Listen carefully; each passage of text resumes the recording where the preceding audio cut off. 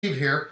I've been trying to come to you with more useful information from all other areas to serve KMMA parents and students well on many different things. And what I'm trying to do is come with a different type subject every day of the week. And so Wednesdays are going to be Wellness Wednesdays because, of course, we know that in the martial arts, while we have some very, very practical self-defense, and it's one of the number one focuses of the martial arts, there's a lot more that causes wellness from a martial arts lifestyle. And so anyway, in this series, I'm going to try to just share something that can be helpful each Wednesday that, whether it be from health and preemptive type things from a martial arts lifestyle or from fitness or nutrition, or whether it be like today. Today's going to be self-defense against a threat that most of us don't think about. When we think of self-defense, we usually think of self-defense against violent attack. But the truth is that some of the greatest threats to life in America are not from violence. And in fact, today I was specifically thinking a lot about teens, and maybe it's because I have 3 teens right now, all my sons. My oldest, which is about to be 18 and off to college and entering the workforce, and then my 15-year-old son, Diego, and my 13-year-old son, Winston. So they're all in this particular demographic. And I actually had just heard something. I was sitting around drinking coffee with my mother-in-law and wife this morning, and she mentioned something about the number one cause of fatality in teens. So, of course, I came back to research and make sure that it was a valid fact and everything before I decided to do this. So I want to share some stuff. I want to share some stuff about the number one threat to the life of your teen, my teen, in America today. And you may already know, and you may not. And it's vehicle accidents. It's specifically dying from a motor vehicle accident. In fact, this is from safekids.org. I researched a few different sites, but this one puts it very succinctly. More teens die in motor vehicle crashes than from any other cause of death, about 2,500 per year. Fatalities are split almost equally between teen drivers, 56%, and passengers, 44% per year. Now, this is significant because 2018 there have been 35 deaths from mass shootings. And this is not, of course, to diminish or minimize the seriousness of that problem either. And in fact, of course, we train our students here at Maga Martial Arts on how to defend in an active shooter situation as well, how they should react. But just think how many more times it is likely that they're going to be a victim of injury, at least, or even fatality from a motor vehicle accident. Either that they're driving or they're passengers in the car. So today what I wanted to do is share 5 self-defense hacks on how we can help prepare our teens to be safer with their motor vehicles. I did make one last note about this. I mean, this 4,000-pound weapon, the average U.S. vehicle is 4,000 pounds. So we put kids in this 4,000-pound vehicle with minimal training.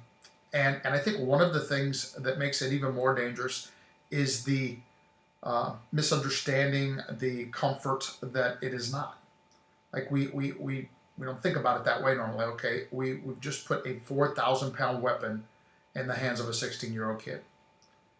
And I'm not saying we should do this, of course, but I am saying that we need to respect the danger. We need to teach our kids to respect the danger. And I'm going to get right into the message and the 5 hacks because I've probably caveated this long enough today. The number one is focus. I say here at the dojo that focus is the superpower. It's the ability to block out distractions and concentrate on what's important. And I often tell the students of all age that focus will help them in every single area of their life. Well, the first 3 of these hacks really are around focus for our teens when driving. And the first one is to remove distractions, and especially their phone.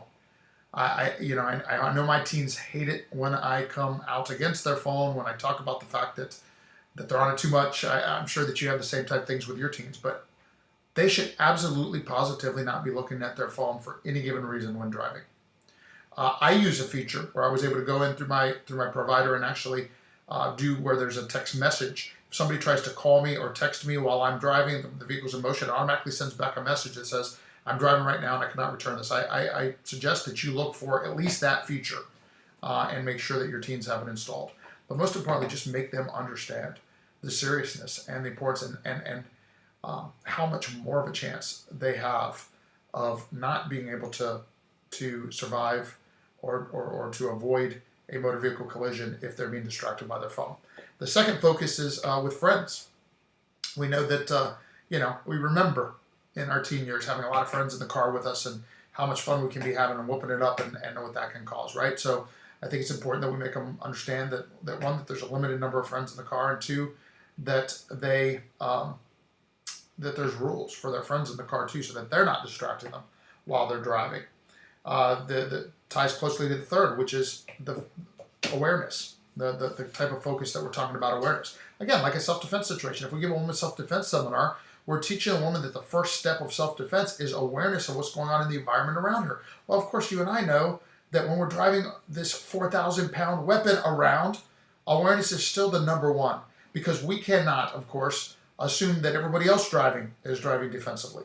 We need to make sure that we teach our teens that you know what, part of self-defense is being aware of that knucklehead that's going to pull out in front of you, being aware of that knucklehead that's texting and driving, being aware of all these other dangers. Because quite frankly, one of the things that I think is so important for us to make our youth understand, our teen drivers specifically to understand, and oh, by the way, might be talking to some of us as a good reminder to understand that it doesn't matter who's at fault. What we want, just like the training, we train in Krav Maga so that we get home alive. We talk about that when we're training against defense against a stick or a knife or a gun. Well, that's the same thing when training awareness of our teens driving. The objective is that they get home alive. It does not matter that it's the other person's fault if they get hurt. And we've got to make them understand that. The fourth hack is making sure that the vehicle is safe. Doing proper vehicle inspections. I use Christian Brothers here in Land O'Lakes. You find a good mechanic shop that you trust, and make sure that you get your vehicle completely checked for all things that could go wrong. Make sure your team knows how to check their tires and check their oil, and that they know to wear their seatbelt. And the number one, again, just like in any other self-defense situation, is training and preparedness. We say here that it's a good thing to get stabbed with a rubber knife all day long. And of course, what that means is that the feedback afforded by making a mistake in a self-defense scenario that we create here in the dojo is beneficial in preempting experiencing the same in a real attack. We'll be better prepared should, God forbid, we have to actually defend ourselves against a knife attack. Well, I think that the same is very, very important of driver's education. And unfortunately, as far as I can tell, the only driver's education that schools are actually offering anymore is virtual, and we know how good that works. So that means it comes down upon us to make sure that we're training our kids correctly. Not just on how to just start and operate the car, which is level one, but on what to do when things go wrong. Truth of the matter is that in doing this research and preparing this lesson, I've really got to think about the fact that I got some more work to do with my 15-year-old Diego before he gets his license really, really soon. In fact, I'm going to put it on my calendar. I'm going to put it in my planner. I'm going to make sure that this summer we spend some real time together on driver's ed, because it's our number one